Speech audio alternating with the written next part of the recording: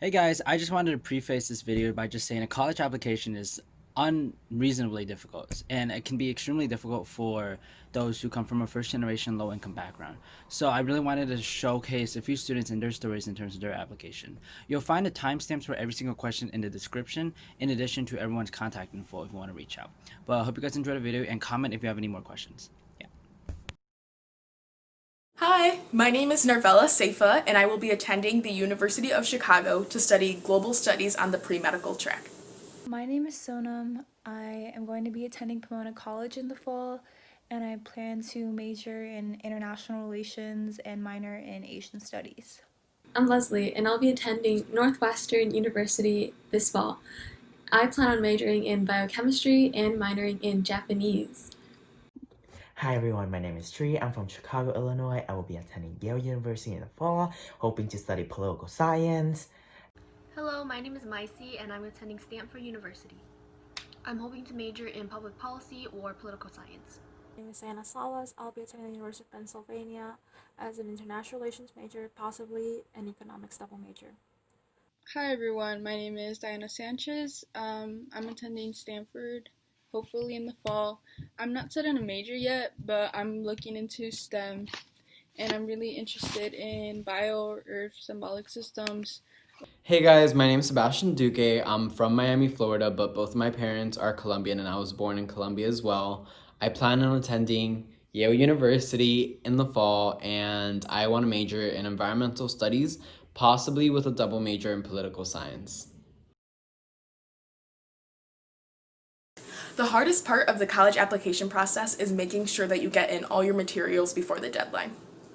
The hardest thing for me in the college application process was setting aside time to actually find ways to apply to college, like scholarships and programs, and also working on my applications because senior year was surprisingly busy for me. One of the hardest things about the college application process for me was filling out the FAFSA and the CSS profile. Those were the pain in the ass, y'all. As a first generation college and high school student myself, my family has never gone to college before, so I had to navigate filling out all of these financial documents all by myself. I went through my parents' drawers and I just like computed the number, and although I had to redid it a few times, you know what, it worked out at the end, and now I'm going to college with a lot of financial aid, so it all worked out. The hardest part about the college application process for me was the FAFSA, the CSS profile, and like basically anything financial aid related. There's just so much paperwork that you have to do, and it's really hard when your parents don't necessarily know which forms are needed, what forms to give to you, and they just ask for a lot of things. I called multiple financial aid offices asking for clarification or just asking for help, and then they would just respond with like, oh, your parents should know this, like just ask them about this form and your parents should know. And I'm like, my parents obviously don't know, that's why I'm asking and I'm calling, right? So it's difficult and it can be hard and frustrating. That's why you should start as soon as possible so you can gather all of the paperwork and all of the information that you need to be able to fill those things out. The hardest part of the college application process is coming up with a plan of action that includes creating a list of colleges that you want to apply to, deciding what schools you want to apply to early and what schools you want to apply to the regular deadline, and deciding if you're going to apply to any scholarships or fly-in programs. Well, personally, for me, I think the hardest part was the financial aid process because I didn't really know how to fill out like FAFSA and the CSS, and like my parents definitely didn't because they've never been to college before. I think that was really hard, and also just the navigating the Common App and figuring out how to like best portray myself through the Common App was definitely really difficult.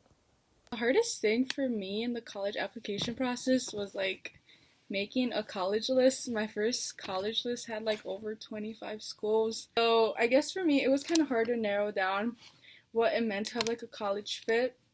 It's something they throw around a lot junior year about what you want in a college. So that could range from anything to diversity to which could be both like racial and like economical, socioeconomical diversity, and could also range from like clubs to if they have your major, if they like offer research opportunities for freshmen, and there's like so many things that go into like what you want from a college. So I definitely recommend you set aside some time about whether you want to like belong at a certain university.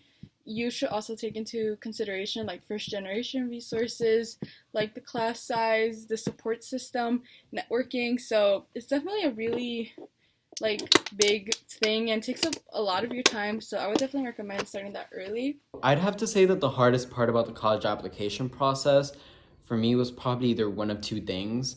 One, just figuring out all the paperwork, especially the financial aid paperwork like FAFSA and the CSS profile. And then on the other hand, just finding my voice, as a student that kind of never believed he could make it all the way here. I had a lot of trouble because I would doubt myself when I wrote my essays, and I think that was one part that I found really hard, just finding that confidence to just be myself in my essays and to really use my voice.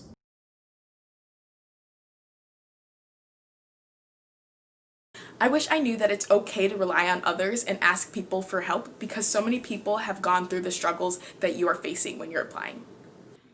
Before starting the college application process, I wish I had known so much. Having your parents not know anything about college or the college application process can be really frustrating, and can make you feel like they don't care enough to help you out even a little bit. But obviously, that's not the case. They just don't know what's going on and are just as clueless as you are about everything. I wish I had found a mentor or someone that had already gone through the process recently, who I could have asked all my questions to whenever I ran into a problem. I feel like I could have had saved so much time and stress. One thing that I wish I knew before starting the college application process was to not comparing myself to my peers on social media or my peers in class. I, as a first generation low income student, am not the same as the white privileged male. My test score might be lower, my GPA might be slightly different. I promise you, your school looks at you in the context of your application. If you work 2 jobs to help your family out, they will take those into consideration. Like, just don't compare yourself to others and just trust the process. I promise you, it'll work at the end. I wish I knew that test scores are not everything, because actually a lot of people told me that during the application process. Like, people who told me that were people who had like great scores, and when I say great scores, I mean like 35, 34 and stuff like that. And so it was kind of hard to take that in because it's like, well, you're telling me, but you had a good score. Something I wish I would have known before starting this process is that stressing over who is applying and what their stats and credentials are is a complete waste of time, and it's not a healthy mindset to have going through the college application process and as you're waiting to hear back from colleges.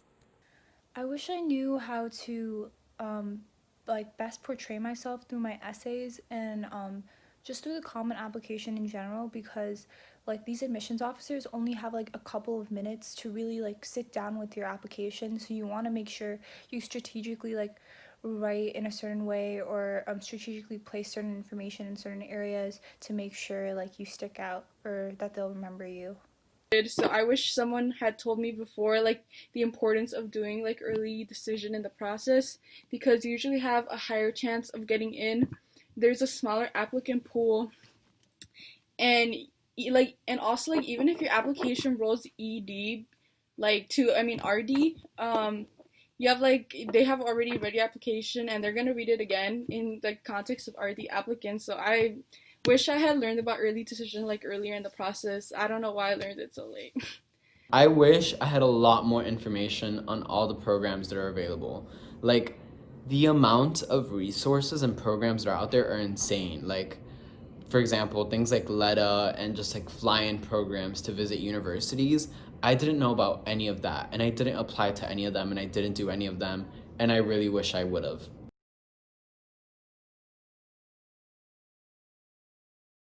Being FGLI allowed me to apply through the QuestBridge College Match, which gives you a full ride scholarship to a school if you match through the finalist program.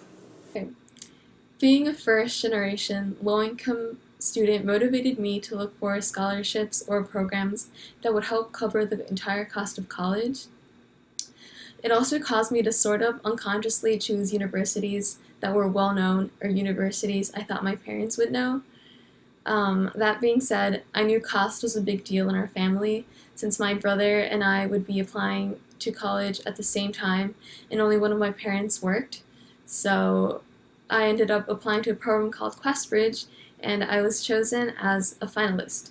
This allowed me to rank my colleges. I applied to 7, which I swear I only had like 3 weeks to apply to all 7 of them, which is crazy. And I applied to them either using Common App or each of the college's own application process. By the first couple days of December, I had been notified that I had gotten into Northwestern, and that was One thing that I really struggled with applying as a first generation low income student was to find the perfect essay topic to write. I didn't want my essays to sound like sob stories that admission officers have to read, but I also wanted to tell my story in the most authentic way. So it was hard for me to find that medium.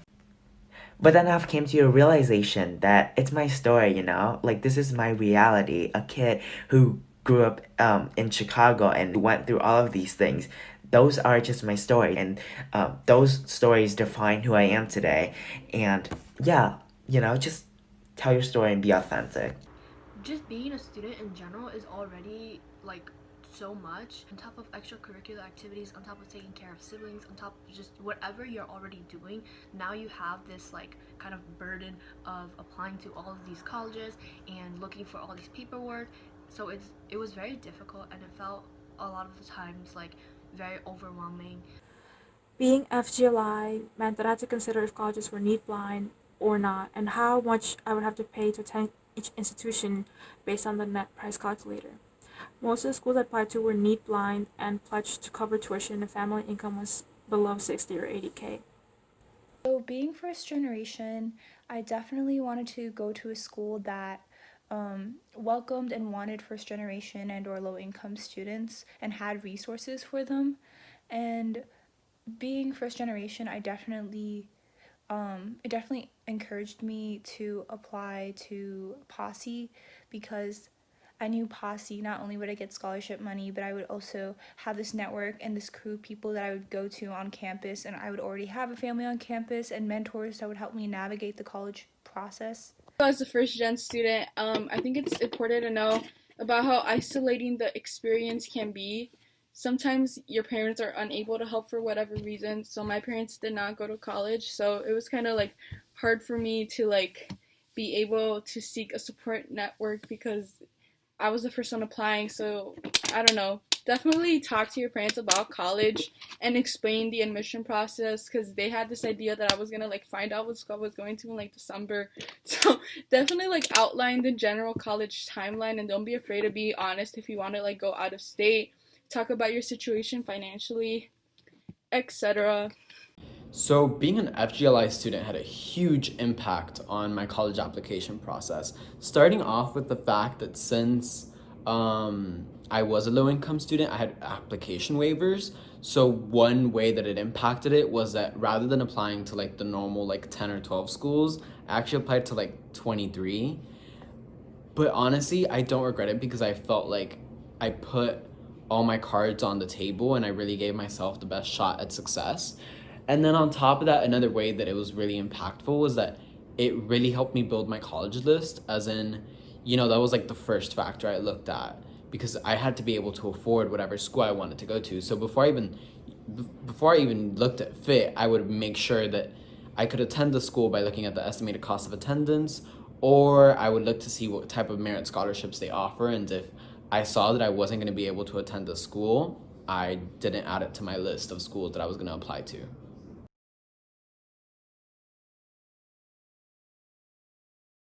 I always knew that I wanted to be involved when I got to high school, so I just made sure that I joined groups that involved what I was interested in. And my most meaningful extracurricular is student council. One meaningful activities I did during high school for me personally was working with my state board of education as someone who wants to go to political science, specifically education policy. That activity has allowed me to see the interconnections between grassroots activism at a local level and how that transferred to the policymaking process. And as someone who wants to find that medium, I found the exposure at the state board level to be very important. My most meaningful extracurricular was working part-time at Potbelly. While I participated in apprenticeship and ASMR internship, academic clubs, and volunteering, I found that having a real-world job gave me a better sense of who I am as a person and not as a student. Taught me how to time manage, how to be more independent, and gave me a mental break from focusing on doing extracurricular for the purpose of being a well-rounded student. I had a lot of like varying extracurriculars in my high school years. I did 3 internships through ASM, so I definitely made like a lot of connections through ASM.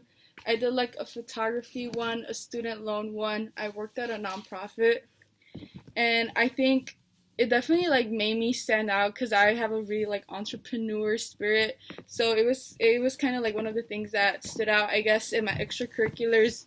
They all kind of had like the same vibe in terms of like community service, wanting to help other people, building new things related to like startups. So for me, I feel like the most meaningful extracurricular I've done, or the one that I've gained the most out of, is World Chicago Youth Diplomats. It's a program outside of Payton, but there are a lot of Payton students a part of it. And I got to meet a lot of people from all around the world, students just like me from different countries. And I was able to learn about a lot of different cultures. And the program is free, and you get to make a lot of really cool friends. So I definitely would say that was the most meaningful program. I'd probably say that my most meaningful extracurriculars were the ones I did in school. So I did theater and I did science honor society in school. And through both extracurriculars, I was just really able to make like a really big impact on my school community. But it was also 2 things that I'm like really passionate and interested in. So on top of the fact that I was like giving back to the community, they just felt really good for me to do. And I was really close with all of the people in those clubs. We were all like families, and yeah, those are those were the ones I enjoyed the most. I'd stay hours on hours in school for theater, and I don't regret a second of it.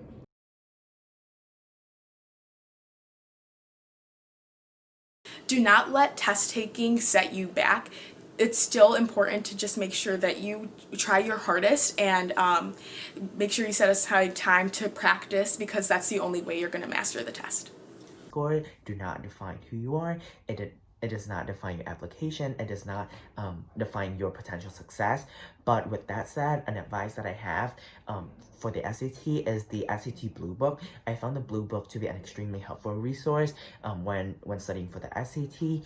I went through all 8 practice tests, wrote down all the problems I got wrong, and studied those concepts, because I promise you, the concept that the College Board asking you on the SAT, they're like the same concept, and you will see the pattern as you keep taking the practice test. So I would recommend taking all 8 practice tests and just go over the problems that you got wrong, because that's what I did. And I went from a really low PSAT score to a 99 percentile SAT score. My test scores were not that great, and I'm just gonna say that, but look at my shirt. That's where I'm going, y'all. If you don't have a perfect score, you are okay. Because y'all are gonna be able to retake specific subjects, so you should have no excuse. No, I'm kidding. But it will be easier for you guys to retake and to bring up your score, because you don't have to go through all of the sections like the rest of us did. And I know when you're going through it, it's hard and it's difficult to listen to people who tell you that test scores don't matter, because I was in that position. I was like, stop telling me that test scores don't matter, because they matter. And like, yes, they matter, but you can get in with a low test score and you will be fine. There are multiple people who get in with not a perfect score, and you could have a perfect score and still be denied. So scores are not everything. I would recommend starting testing earlier in junior year so they have a solid score to report to fly-ins or scholarships at the beginning of senior year. I made the mistake of waiting until the summer before senior year to test and had to study during college app season with the worry that I might not make my desired score. I recommend studying consistently and often. Try to do drills on Khan Academy and take 1 or 2 practice tests a week and review your wrong answers and understand why you got them wrong. I know it might be worrying to not reach your desired score, but I would be more focused on achieving a score in the 50th percentile of your dream school and not stress too much after that, but of course, test as much as you want. I would say study like every single week and study early if you're not like the best test taker. For me, I wasn't the best test taker, but my advice would be just to remember like your worth and that you're more than just a test score. And yes, test scores do matter, but they don't matter as much as like we think they do, because there are other parts of your application that can show just how amazing of a student you are outside of your test scores. I couldn't afford private tutoring, but I did academic approach at Payton, and personally, I did not benefit from a group setting. So definitely, like, I guess early on, maybe like at the start of your junior year, maybe end of senior year, I mean, end of your junior year, start to notice whether like you benefit and learn in group settings, like in test prep, because test prep, like especially in group settings that's not one-to-one, is a lot of like cold calling. Sometimes like they don't even cold call you in a class. So personally, I did not benefit from a group setting test prep company, but that could be different. I know some people whose scores went up 100 points from just alone taking group setting test prep, but for me, that was not the case. For me, the biggest savior was Khan Academy. So, regarding standardized testing, my advice would probably be that realize early on that this is something that you're gonna have to get done. It kind of sucks as like a measure of how strong of an applicant you are, and I completely agree. But the reality is that it exists and you're gonna have to do it. So tackle that early on. And in terms of how to prepare, I would say do practice test. It really is a test that you can study for, and it's like a test that if you practice enough times, you'll be able to do a lot better, which is again why we see that disparity between like low income students and high income students, because obviously high income students have access to a lot more resources to study for these tests. So I'd say just do a lot of practice tests. Khan Academy is a great resource online for free. If you want to do like actual book prep work, I'd suggest going to like a Barnes and Noble. Usually you can kind of just get the book, sit in the coffee shop, and then once you're done with a practice test per se, you can put it back and go home free of charge. But yeah.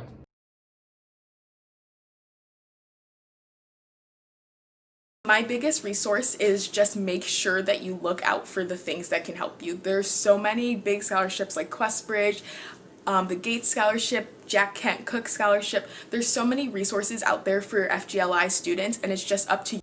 A resource I would strongly recommend juniors to apply is the Leadership Enterprise for Diverse America program, short for LEADA. LEADA is a college prep program for underprivileged high school students.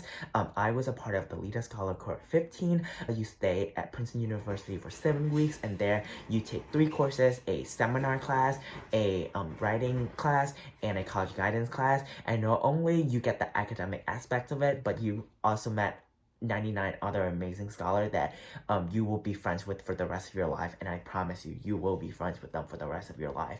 And after the summer, you're still gonna have access to a college counselor that will guide you through the college application process and help you pick the college of your choice / the college that fits you.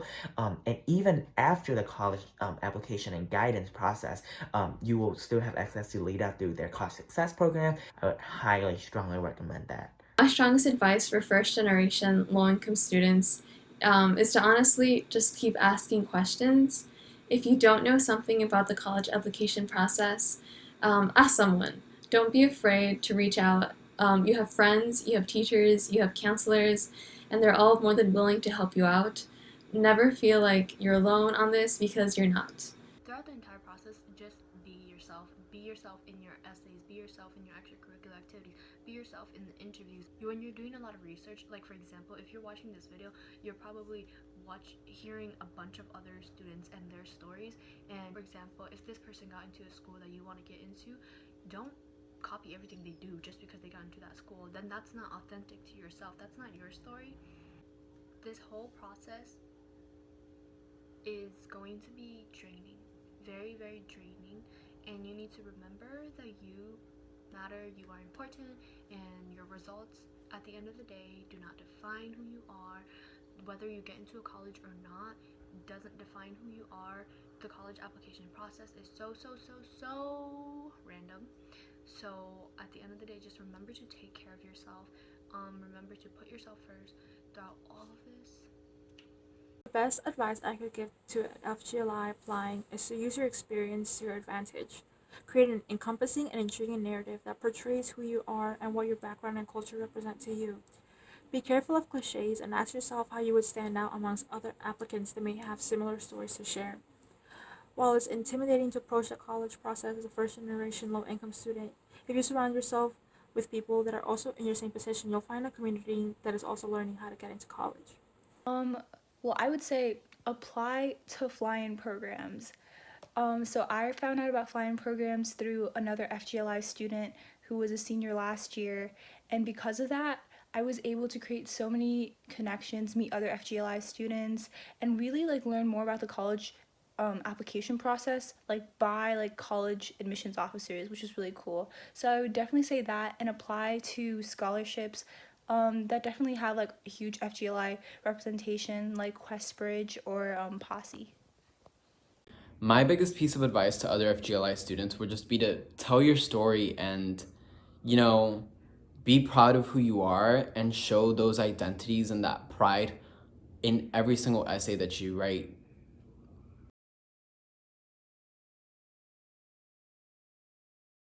Do not let being an FGLI student hold you back. The sky's the limit, and just make sure that you give yourself the best shot you've got. Good luck. And finally, I just want to wish everyone luck, and please reach out to us if you have any other questions. Thanks. To end this off, I just want to say that I am so proud of you. You are so strong. I know how hard it was for me to go through this process all by myself, but I know that you can do this. You are not defined by your test score. You are not defined by your peers. You are not defined by what your guidance counselor thinks. You're more than just your acceptances and your rejections. And if it doesn't work out, it's not a rejection. It's a redirection. So, wish you all the best of luck. And yeah. Choosing a college, make sure you're applying for the right reasons and not to satisfy other people or applying based on rankings. Choose the major that makes you happy and excited to go to college. And finally, colleges only have your application to make decisions, so make sure you're clear about what you want to portray and don't be afraid to be yourself. I know like during the college application process, I struggled a lot with like mental health, and I always felt like I was one step behind my peers who had parents who went to college and knew how to navigate the process. So I would say to fellow FGLI students is you can do it, and you are worthy and capable of getting into all of these institutions no matter what anyone says. But do not be afraid to ask people questions. Like, even your friends can probably help you. I definitely helped some of my friends fill out the CSS profile and parts of the FAFSA. So even though it seems difficult and impossible, if you ask questions, I promise you there's gonna be someone out there who can help you, even if like they themselves don't know the answer. So I think it's like, do not be afraid of your resilience and shining through your essays, and I definitely wish you luck on your college journey. My final say in this would just be to dream big. Like, you have no idea how much potential you have inside of you until the end. And you're gonna have so much self-doubt, and other people are gonna doubt you too. But you have to remember to dream big. Just always keep your eyes fixated on the future and know that no matter where you end up, you're gonna excel in every way possible, and that the story that has brought you here is worth so much more than anyone tells you.